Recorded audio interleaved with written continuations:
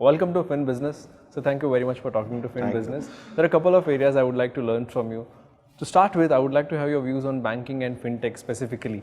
So the first question is how sustainable fintech vertical is in terms of business? I think from a pure fintech perspective, sustainability is there because banks are also fintechs with a bit of a legacy, right? So if you look at the business model, it's very similar to banks or NBFCs, and they are trying to use technologies to the extreme, right?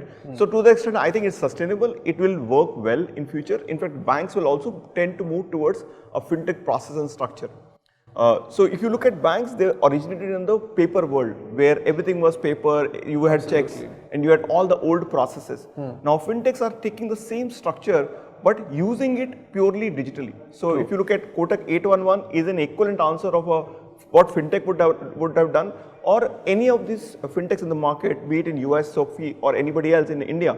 Are also utilizing the same process. So you have fintechs in lending, you have fintechs in payments, you have fintechs in robo-advisory. All of them will work, but it will take some time. They will not be able to take the market by storm, but over a period of time, they will be able to work closely with banks and build scale out there. Okay, so let me take a wider perspective from you, specifically for Indian market. How fintechs can compete with the bank and also collaborate to provide the better service for the customers, and also they can grow simultaneously? So let's look at the structure today. You have banks. Banks have capital, they have profits, and they have customer. True. Okay. Whereas fintechs have what? They typically have the zeal, energy, and the tech as well, because their focus is tech. Now most of the fintechs don't have capital, though it may appear to be the case. Most of them don't have, and I work closely with them, so I have seen most of them without capital. Now, on one side, what these guys can do is they can work closely with the banks and create certain solutions for them. For example, from a pure lending perspective, these fintechs which are on the lending side can actually create a marketplace, and the origination will actually be done for a particular bank or NBFCs. In our side, when we are talking about competition, I think they can compete, but the fact of the matter is they would need some capital as well. So if you can create an idea which can be capitalized well, you can actually get investment. In that case, you can start competing. But on a long-term basis, I still believe cooperation is the way forward. In certain case, you will compete. In certain case, you will collaborate. So that's how the game is.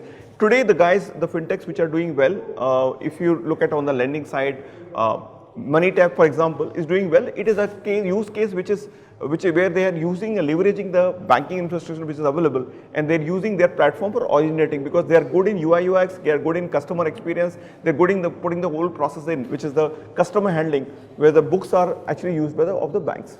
Okay, so I would like to ask a question about the fintech's profitability, because if investors are putting money, that is an important question that comes to their mind. And also, number of fintechs are also growing in the country. So what is, according to you, is a benchmark or a general time that fintechs take to reach to a break-even level, or to reach to a level where they can sustain?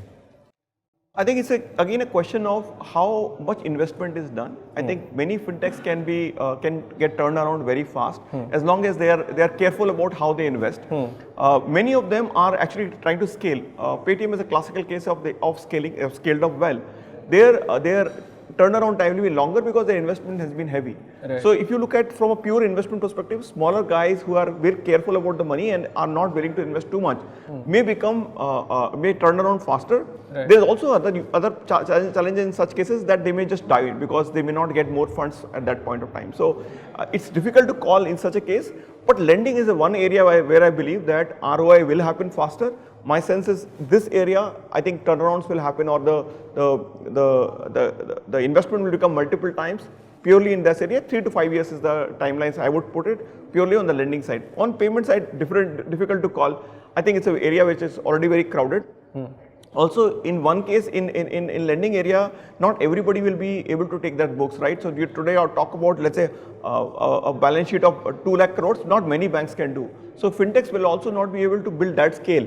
So to the extent there are multiple fintechs can actually exist in this area. Whereas when you talk about payments, one framework can actually handle any amount of payment, because there is no need for capital. So to that extent, payments may have a longer time frame, whereas in this side there will be a short-term time frame. Okay, so fintechs are growing all over the world. In fact, globally also it's a interesting trend. So that's why many regulators from different countries are coming with different sandboxes. What kind of sandboxes do you think India needs right now? So I'll put it sandboxes at two levels. One at the central bank level, the way MAS, which is a Singapore authority, has done, or yesterday I heard about news about Bahrain also doing the similar stuff. Right. I think the central banks have to start helping in the structure rather saying that it is available only to a set of few. I think it has to be made available to a larger lot. When you look at the banks themselves, if you look at how many of them have these sandboxes themselves, they can also provide a lot of functionalities to external entities, and not many are available in the market. I would be saying that not more than a couple of guys have these sandboxes which are available to fintechs to work with. So I think my sense is that it has to be done by both the central bank as well as the banks and NBFCs, and over a period of time you will see new ideas coming together, and this is a way of collaboration as well. So I would like to take your perspective or an outlook here. Going ahead in next 2 to 3 years, what are those 2-3 key changes or big changes that you see specifically in BFSI area which is related to fintech? I think for me, UPI is a classical game changer, and it has helped in people understanding things very differently. True. It has also reached to more customers rather quickly. When we talk about Beam or we talk about PhonePe, it has reached a lot of customers already. I think we need to think about beyond payments. So today we have an NPCI which handles classically only payments. Can we extend the thought process around lending? So for example, can Beam or UPI framework can be utilized even for lending? For example, I can request for loan, right, to you. Instead of asking for payment, actually you can lend me over a period of time, right? Now the game will change when the central authorities will create these kind of frameworks on which somebody can create a PhonePe kind of environment. So Absolutely. UPI came and somebody create PhonePe on top of that. So somebody has to create a across industry, across customer framework. Similarly on the same framework, once lending, which is P2P, will come, again government can regulate it because now everything is under one framework.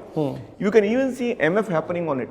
Why can't there's a 300,000 people or 3 million people or 30 crore people who are using Beam or these apps, can actually start using it for buying mutual fund, buying insurance. So this is my perspective, one framework which can leverage anything, and obviously you keep combining it with a Aadhaar or something else or CIBIL scores, you can keep creating new frameworks out there. So buying multiple financial products through one app or something like that. My perspective is you can't expect customer to have multiple apps. True. It's not possible. It's not fair as well. True. So my sense is that all will move towards as few as possible. And my last question to you, sir. So there is a new trend of API. Many banks have adopted API, application program interface.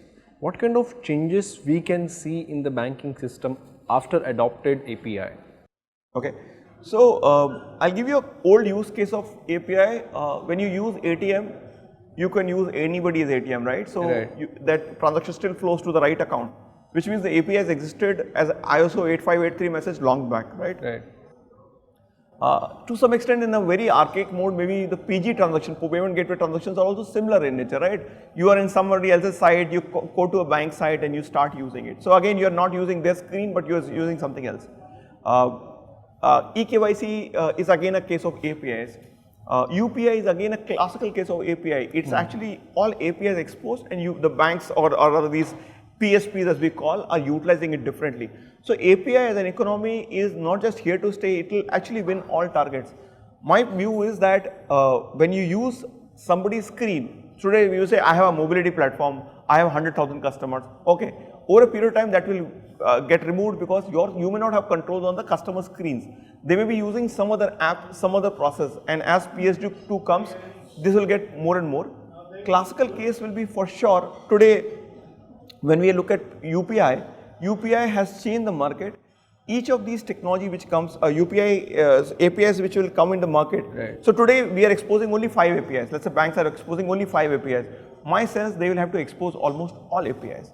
So in Indian context, I will tell that we have not had any of the external core banking providers which are yet to enter the country. So you know that in the market there are guys like Nimbus, Mambu, which are and Leverest kind of people who are actually building pure API based platform. We are yet to see them in India, but I guess in next few months, since I am talking to some of them in different context, But I see some of them entering the market, which will be great for the market. You will see core become API oriented end to end rather than saying, okay, I expose this and I don't expose that. That is the current scenario with most of them. All right, Samit, thank you so much for sharing those insights. We'll stop here on that note. Thank you so much for Thank you, talking to Amol. Finvest. Thank you.